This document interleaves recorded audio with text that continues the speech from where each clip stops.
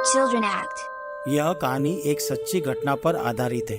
अगर आप सच्चे शिव भक्त हो तो यह वीडियो अंत तक जरूर देखिए। रामपुर गांव में एक बड़े शिव मंदिर के पास के पेड़ पर गौरैया चिड़ियों का एक जोड़ा अपने परिवार के साथ रहता था। रोज सुबह चिड़ियों का जोड़ा मंदिर में जैसे पूजा शुरू होती है तब मंदिर आते थे और अपना ध्यान लगाकर शिव जी की आराधना करते थे। सुबह की आरती होने के बाद वो जोड़ा अपना और अपने परिवार के लिए दाना पानी ढूंढने के लिए निकल जाते थे और शाम को घर आने के बाद फिर से मंदिर जाकर शिव जी की आराधना करके शाम की आरती करके अपने घोंसले में लौट आते थे। चिड़ियों का यह रोज का नित्यक्रम था।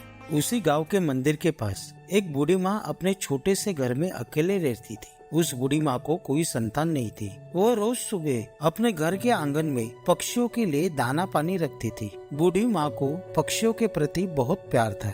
गौरैया चिड़ियों का जोड़ा रोज सुबह मंदिर के बाद बूढ़ी माँ के पास आकर दाना पानी खाकर चले जाते थे। कई दिन बीत गए। एक दिन आज बूढ़ी माँ किधर दिख नहीं रही है। ऐसा कभी होता नहीं है।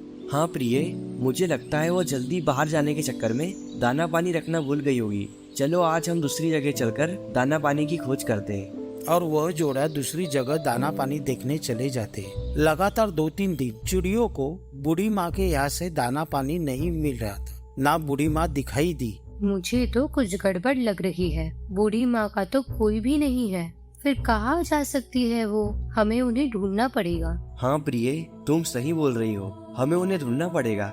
हम रोज दाना पानी के लिए दूर जाते हैं और आते समय देरी होती है। हम शाम के समय शिव जी की आराधना और आरती नहीं कर पाते। हाँ स्वामी, चलो हम उन्हें ढूंढते हैं। और वह जोड़ा उन्हें पूरे गांव में और आसपास ढूंढते हैं, पर बूढ़ी माँ उन्हें कहीं भी नजर नहीं आती।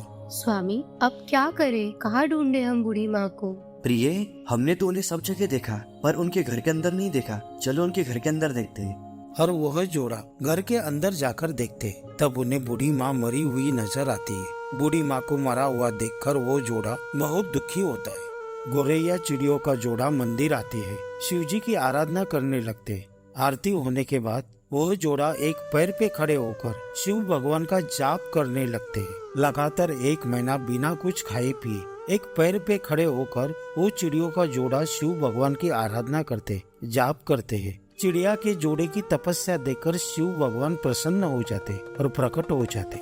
हे गौरी, हम आपकी भक्ति देखकर बहुत प्रसन्न हुए हैं। बोल, आपको क्या चाहिए? जो आपको चाहिए वो मैं मांग लो, जो चाहिए। हे प्रभु, हमें कुछ नहीं चाहिए। हमारी सिर्फ एक विनती है आपसे। आप हमारी बूढ़ी माँ को फिर से जिंदा कर दीजिए ताकि हम जैसे सारे पक्षी को वो दाना पानी दे सके। गौरैया, यह मैं नहीं कर सकता। सृष्टि का नियम है, जो आदमी जन्म लेता है उसे एक दिन मरना ही है। सृष्टि के नियम को मैं बदल नहीं सकता हूँ। आप दूसरा कोई वर मांग लो।